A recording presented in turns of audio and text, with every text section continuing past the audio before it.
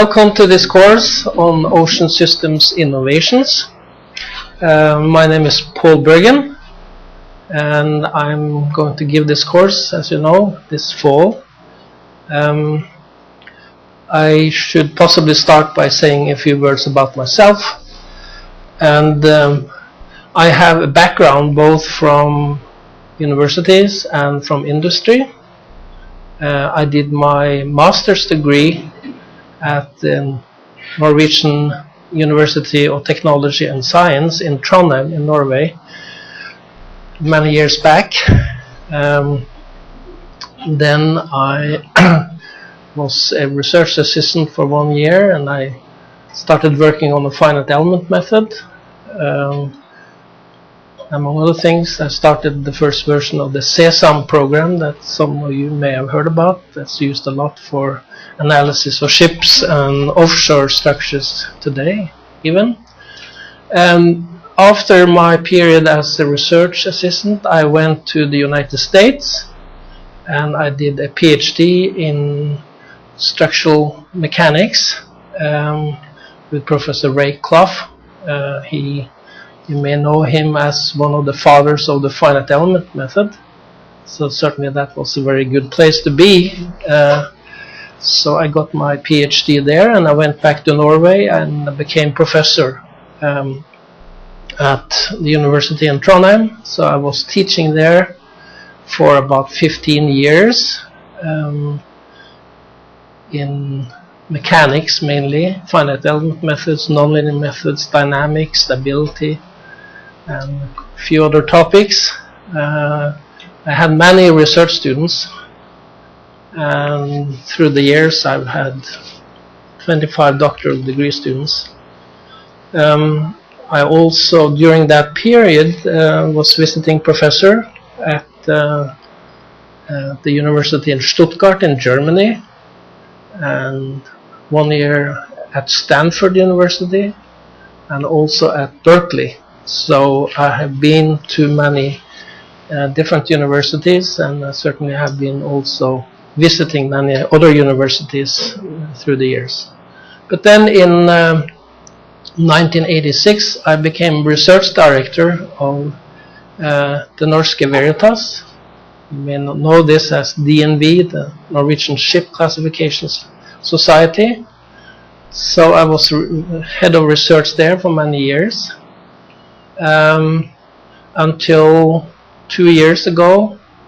I retired from that position, and I went back to academia again. That's where my heart really belongs. But the experience certainly in industry, I think, has been very valuable, both because I've been working on technology and applications. And this, I think, could be a useful background for this course, because we are really talking about transferring knowledge into innovation and new products and services. So now I am here at KAIST. So this is the second year I'm teaching, and it's been a very interesting experience. I enjoy being here at KAIST, and certainly I enjoy very much working with students. So some of you here are my students, and I'm grateful for that. So then we'll talk a little bit about the course, but of course I'm interested in you too. So it would be very good if somebody could help me get a list of names, and maybe even your pictures, and email address, and telephone number maybe. So I like to know who you are, and I like to get to know you better as time goes by. The way I like to teach is really by interaction. I like to have you ask questions, I know that this is not so usual maybe in the traditional way in Korea, but I think it's, you know, teaching is not just a one-way communication, it's two-way communication. And I like to know that I have contact with you and that I'm able to transfer what I want to teach to you in a way that you understand. So therefore also, if you have questions, don't hesitate to ask questions. I mean, that just shows that you are active. And you can very well ask a question saying, I don't understand what you are saying, or maybe ask me to repeat something. That is quite okay. So, those are more or less the terms.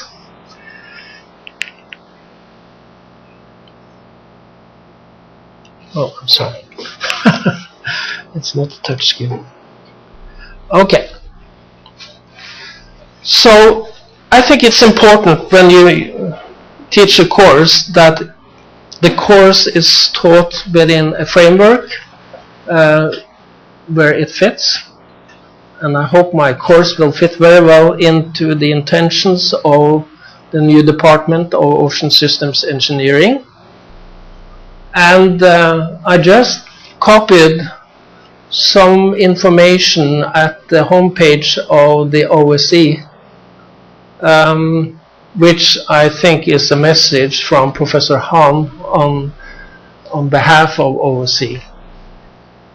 And it essentially says this: well, it's a young department. It was established 2 years ago, as you know. It has been awarded with a world-class university project. That's why I'm here. That's how one can invite professors from abroad. And the ambition is to becoming a leading ocean systems engineering organization. So, you know, that's very ambitious for a young department, you know, to go ahead and become one of the most important ocean systems or naval architecture or marine technology departments.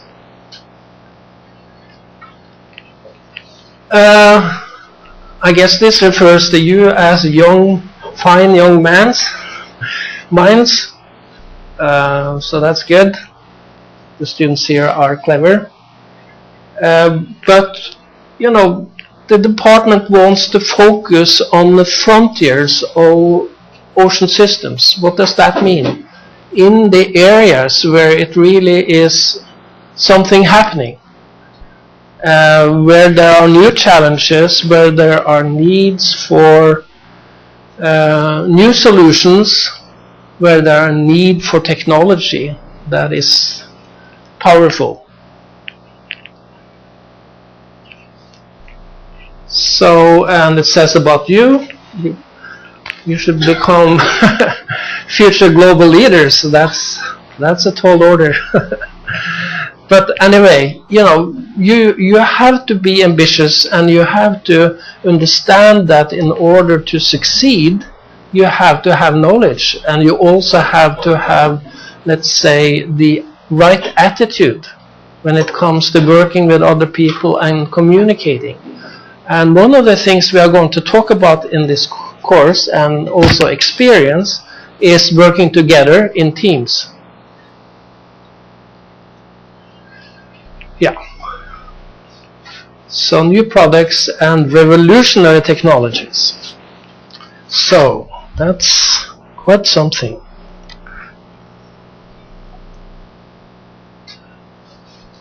So some of the things that are mentioned on this web page as an introduction to Ocean Systems Department, we are certainly going to cover in this course. there is maybe one area that I will not go very much into, and that is the process engineering type, and maybe some of the underwater technologies that the department is dealing with. But aside from that, we'll cover very much that's already identified as important areas for the department, but also some new opportunities beyond what is going on today. So that means new things to consider and possibly go into for you. Ocean systems and system integration, and this is an important topic that we'll have so many examples of during this course.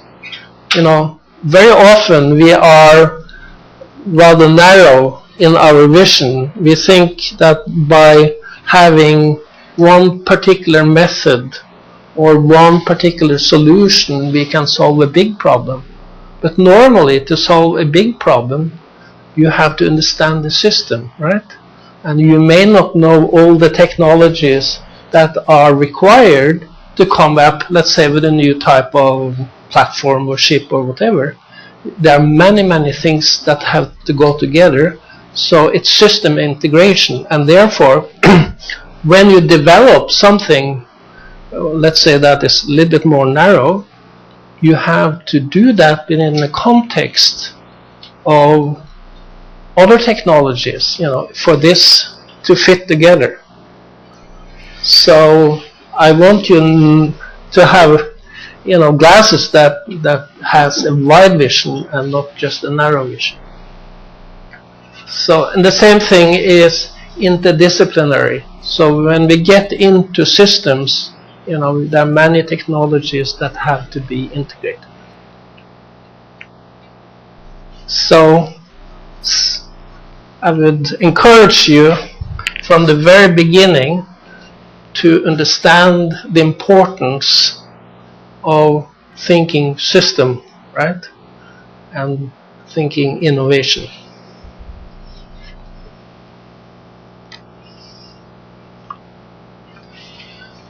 So, ocean systems innovation. Why is innovation so important? And if you go to a business school, they'll also talk about innovation, and they'll list many topics that are innovation. I put this on top. Well, I think a business school probably would not put this one on top, but barrier breaking technology. We were talking about steps in technology that are not just incremental, but that suddenly changes the rules of the game. Going from the radio tube to the transistor, for instance, is one example. Then service delivery.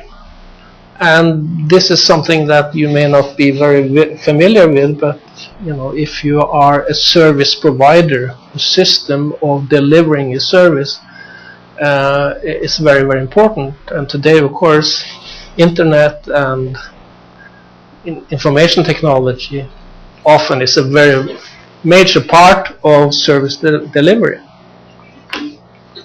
Being faster than the competitors. We'll talk about this. Sometimes you can be a little bit too fast too. So, but have the right initiatives and know something about your competitors. New organizational structures. We will not talk about that aside from the importance of research and the research department within a larger organization. That we will talk about, but we'll not talk about organizational theory as such.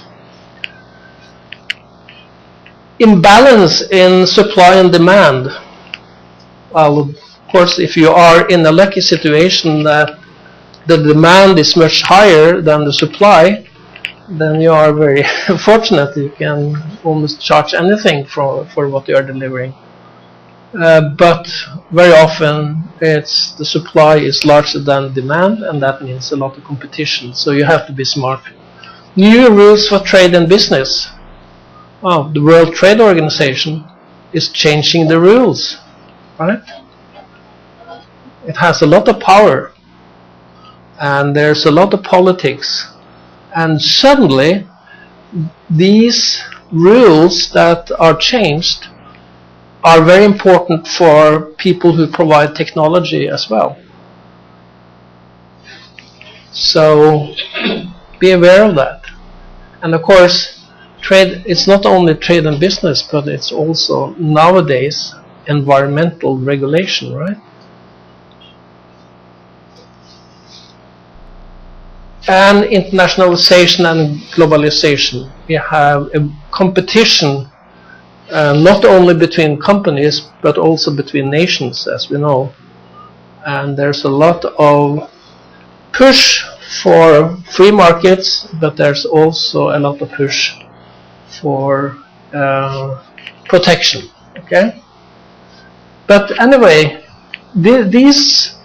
one is talking about the new economy because things are happening so fast, and it's not listed here really as lowest price as being the main factor. There are many other factors.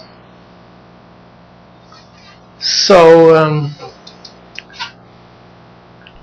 the scope we are working on innovation is very wide, and it's how the world is changing. So if we were very, very smart and thought of things that nobody were interested in, then of course it didn't help very much. Therefore, when we think of innovation, we have to think of it within a wide context. But this, of course, is also very exciting. And certainly this influences my thinking about innovation, because I see this picture as a driver for the technologies we need for the future. Any questions about this? Have you been thinking about you are working in technology, and have you thinking about yourself within a wider picture like this? Some of you may have been working in industry for some time and may have started thinking this way, but normally, students are interested in knowledge and research and that sort of thing, methods. But what we do is really to, certainly if you're going to work in industry, this is the context you have to work within.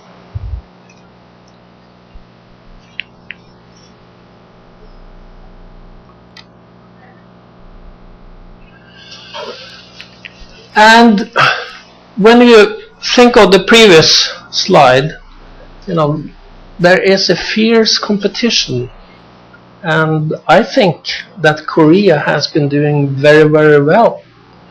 Just think what has happened in Korea over the last 20 years, maybe 20, 30 years. It's just amazing. But I think that one of the main reasons for this success is the tradition in Korea of laying a lot of emphasis on education and knowledge, right? The school system, is very important in Korea. And what we see in the international scene is that we need innovation, but the value of the innovation depends on the knowledge content, right? So when LG and Samsung are making new, very narrow flat screens that are really much better, there's a lot of knowledge lying behind that. So it's not a matter of copying, So maybe some years back, Korea was good at maybe copying and very good at working hard and very good at organizing work and therefore be, let's say, a competitive price provider, right? Now, of course, the ambitions in Korea too is to be a leader when it comes to technology. And of course, as the standard of living goes up, right, and people have higher incomes, it's hard to compete on just price. You have to compete based on the knowledge content. So I will be very much focusing on knowledge in innovation. Okay? We'll talk about methods and techniques for innovative processes. We'll spend some of the lectures next week in particular on methods and techniques for innovation and understand what innovation is, what an invention is, what innovation is, and so on. And how do we generate good ideas? If we have many ideas, how do we select the idea that is good? How feasible is an idea? And also, and this goes back to what I talked about on the last slide, goal-oriented innovation. We have a purpose, you know. We see this big picture of needs and competition and changing rules. So when we innovate, we have to do that within the context, right? A framework. And so we have a goal, you know, when we study something and when we do research and we try to find a new and better solution, we have a goal with what comes out of it. So to be conscious about that is very important. And the relationship between innovation and research, which I think is very important. Bringing good idea, implementation and commercialization. You know, we cannot talk too much about the commercial aspects, but because they normally come after you have done the innovation and development work. But to understand that when you have done an innovation and when you have developed something, you are not at the target yet. You know, there's a big process for, let's say, a company or an organization to bring that to a product to be delivered to the market. And very often we as engineers underestimate, you know, that there's a lot of cost that has to be invested beyond the technology development, right?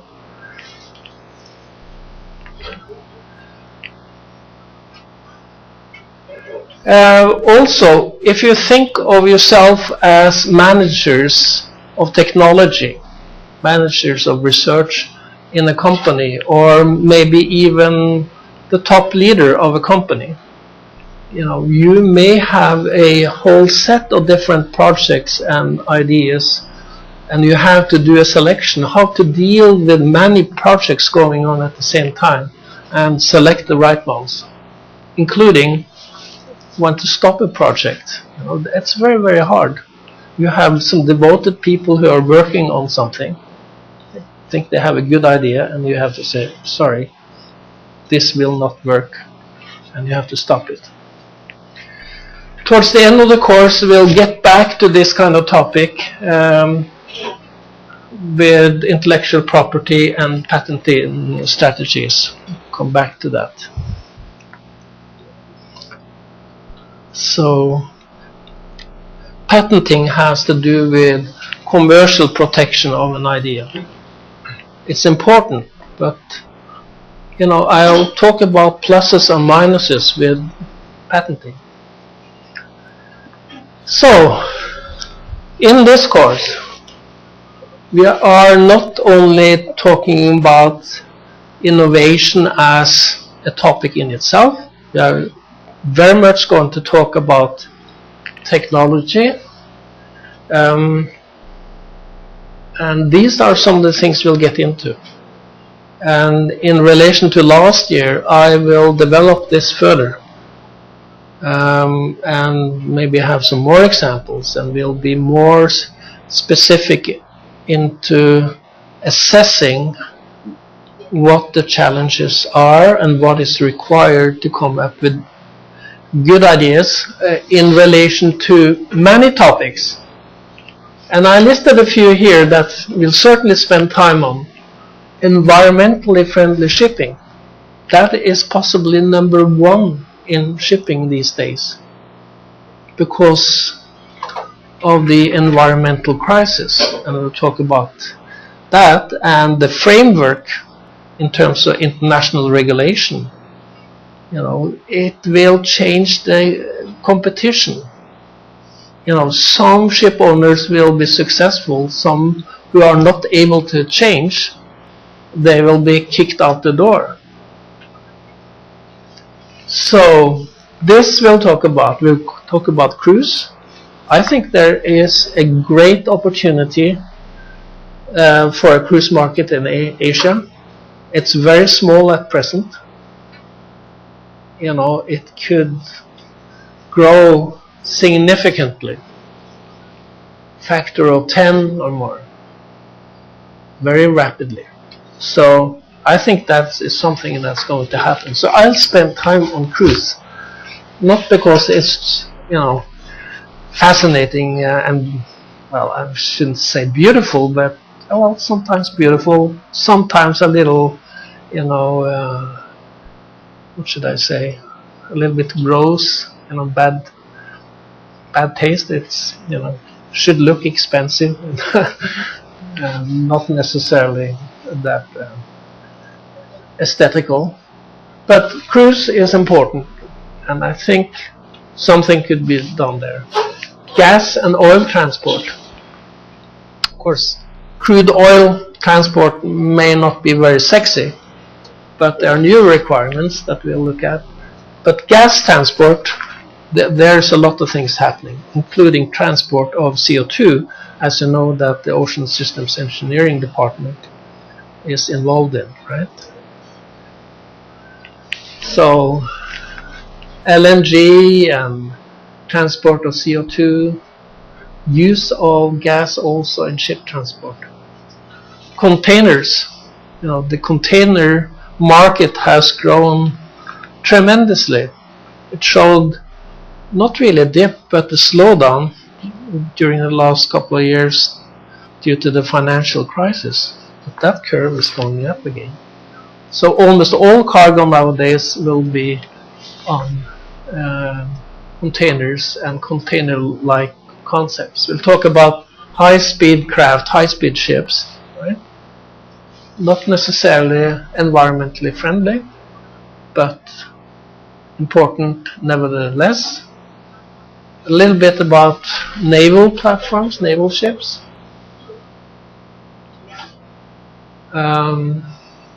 Then we'll get into offshore technology, fixed platforms, floating platforms, a little bit of what's happening now in the whole field of offshore energy, where we'll see more and more subsea and less fixed and floating platforms. So there are different technologies that become important.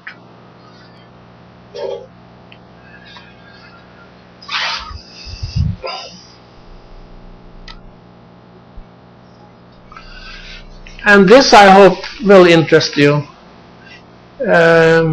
Renewable ocean power, or energy, I should say, from wind, waves, tides, and other.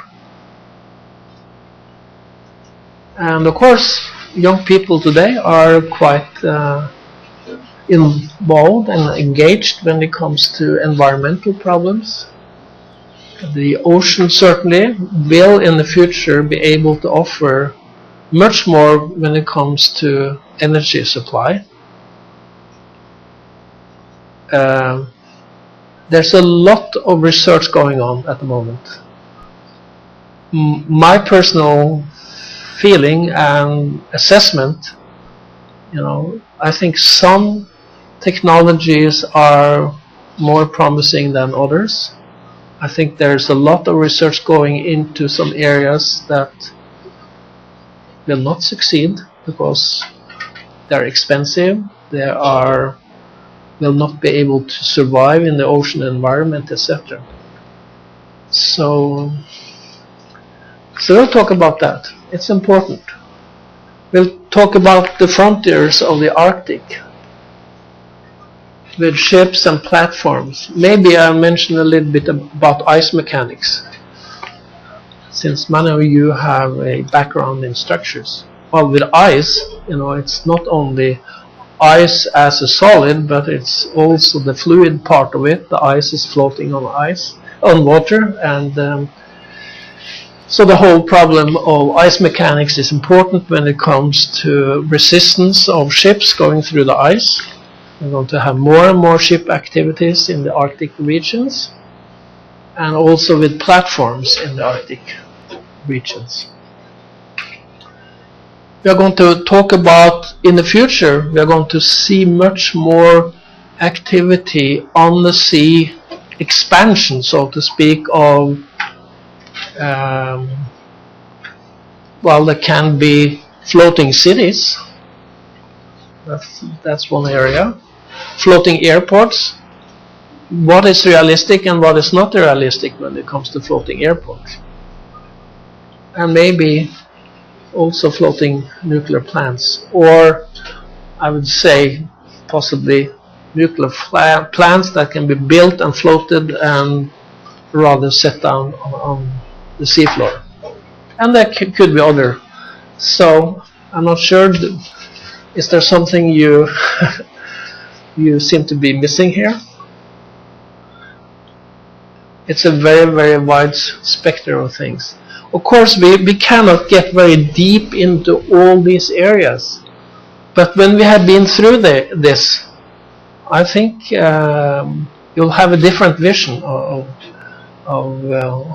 ocean engineering, and you'll see maybe what you are working on within a different context, and hopefully also you'll be more interested in contributing to value through new technologies.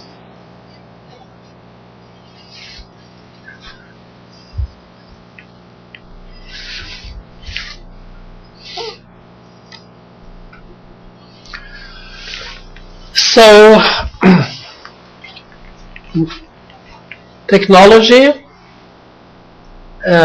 knowledge is something that has also some wisdom in it, and experience is important. And of course, for many of you, being so young, you may not have that deeper knowledge and the deeper experience, but you still can contribute a lot to innovation, and hopefully you become more aware of how you can be creative, right? But this, we have talked about what is innovation in business, is a part of a much larger picture also. So we should understand that innovation, if we are really meaning something being brought to the market, to the consumer, to the people, so to speak, then there's more that is needed. Okay? So this is the picture that's on our mind.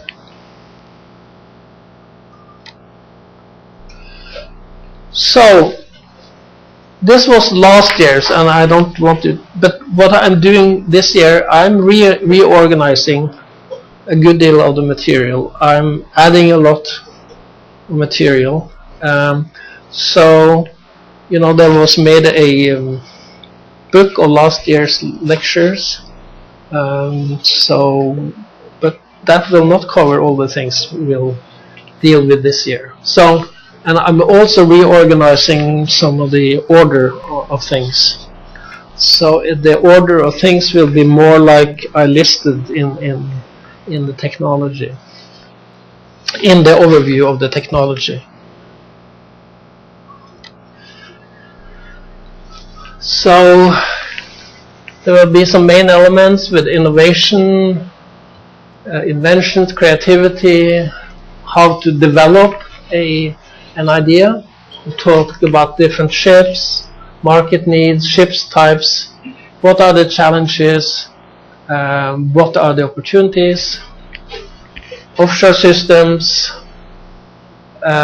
ocean renewable power energy, the Arctic frontier, large floaters, and towards the end, intellectual property. I think that we have to be through more about technology before we really can talk about patenting. Because to me, patenting is not just an exercise, well, you know, to show that you have done something. It's almost like writing a paper, right? I have so and so many patents. Well, personally, I have 12 or 15 patents, so I know a little bit about what you should patent and what maybe you should not patent, and the context of patenting. So to young people it sounds very attractive to run ahead and do a patent, but there's more to it, so that we'll talk about.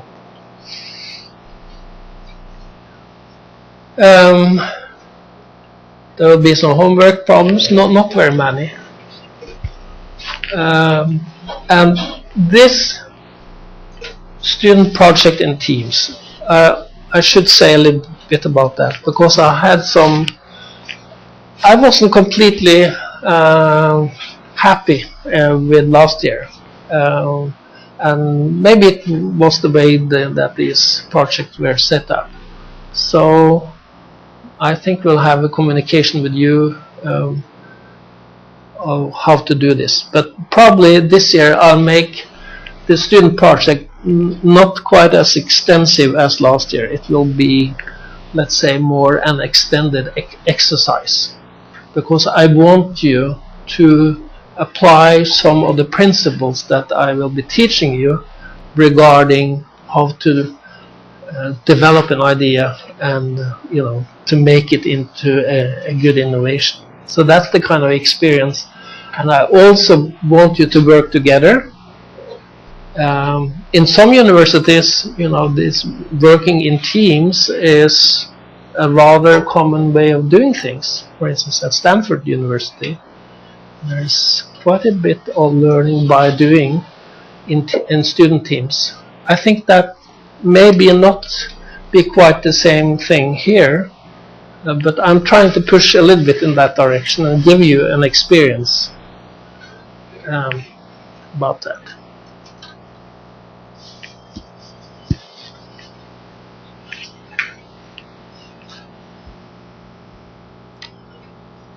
Yeah. So the last, if I go back to this one, I said a few words about it, but a little bit more about what I'm intending to cover. So what is intellectual property? What do we mean by that? International patenting, patenting within a business context, and a little bit about the economy, how the business part of it works. There are some other courses, so if some of you are really interested in innovation, there's one course on entrepreneurship and business strategies, and one on patent analysis and invention disclosure. I'm not quite sure what's meant by that, because if you do a patent, there are certain dates where things are automatically disclosed. But I guess the meaning is, a little bit what I hinted to. What should you patent and what should you not patent? Because patenting is a protection, but it certainly is one of the most efficient way of publishing an idea for everyone to see. Because a patent application becomes public after a given number of months, normally 12 months. So if you want to hide something, patenting is not the way to do it.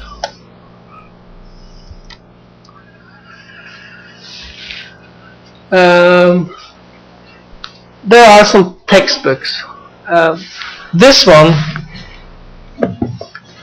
well, it covers, it covers a small part of my course, alright? No. This covers shipping innovation, and of course shipping is a part of my course.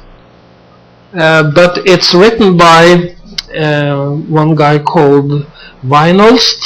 He's a Dutch. He has a lot of experience. I guess he's quite a bit older than I am, and so he has a lot of experience when it comes to ship technology. And the other author is Tor Wergeland. He is a business professor who has been interested in innovation, clusters, technology clusters. He used to be a professor at the university in Bergen, city of Bergen in Norway, and he is now a professor at Copenhagen University in Denmark. So you'll see, you can click on these links, and you can, at Amazon, you can also get a short preview of the book, list of contents and so on. So, but it's quite expensive. You can order a new copy for $105. I think, when I look at this book, and this is a recent, I think it came out last year, yes, published January 2009. But things are happening quite fast, and I think many of the ship types that we will be talking about are even beyond what's in this book.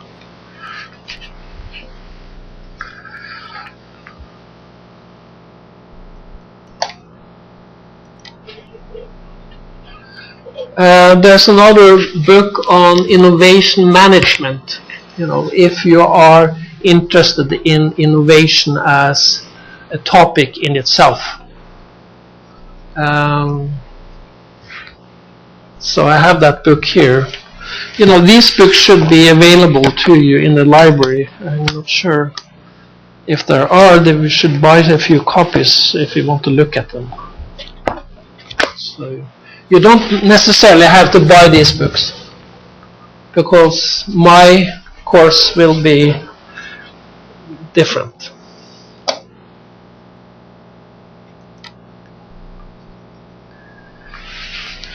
So to summarize, I want you to be inspired to develop your own creativity, understand the challenges of innovation. It's not so easy.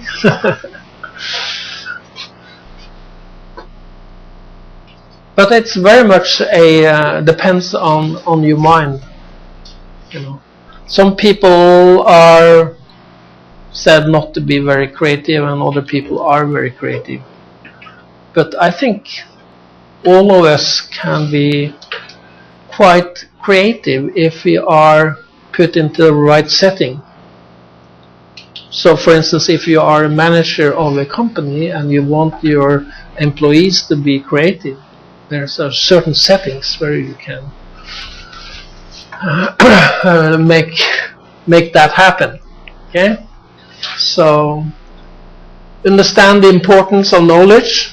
Talked about that. Multidisciplinary interaction.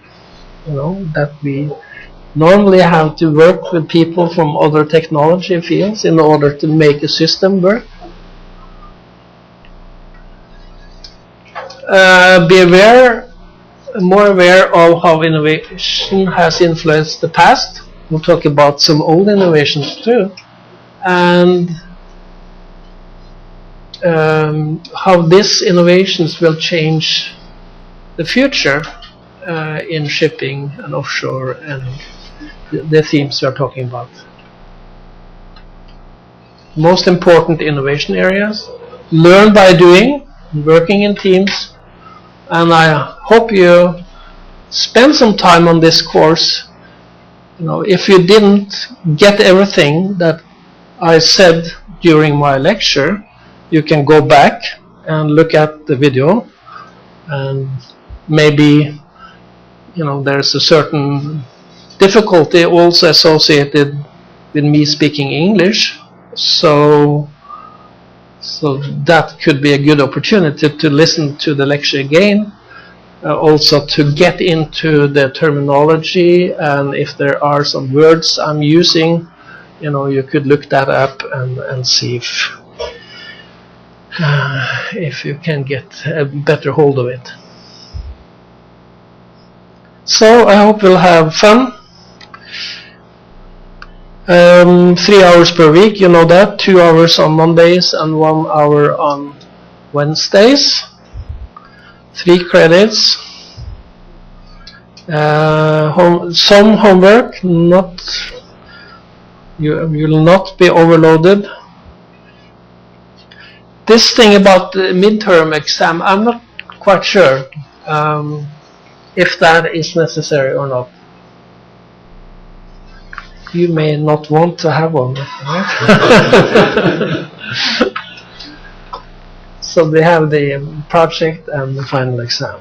So I haven't, the weighting of this when it comes to the grading, but that should, regardless, not be your motivation. Your motivation here should be that you want to learn as much as possible, right?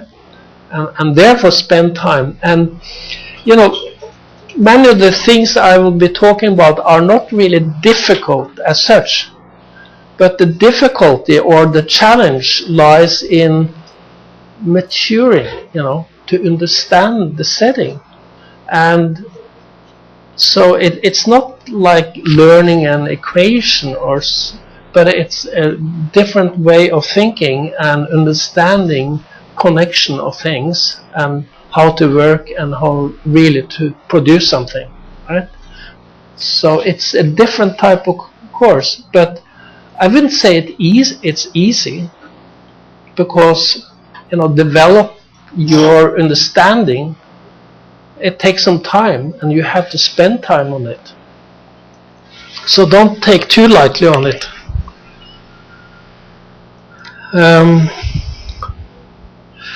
A little bit at the very end about the student projects. We'll be forming some groups, and I will not force you together in particular groups, but we'll have a process where you kind of find each other. Last year we had 3 students in each group. Maybe we should have 4 students in each group this year, since there are so many.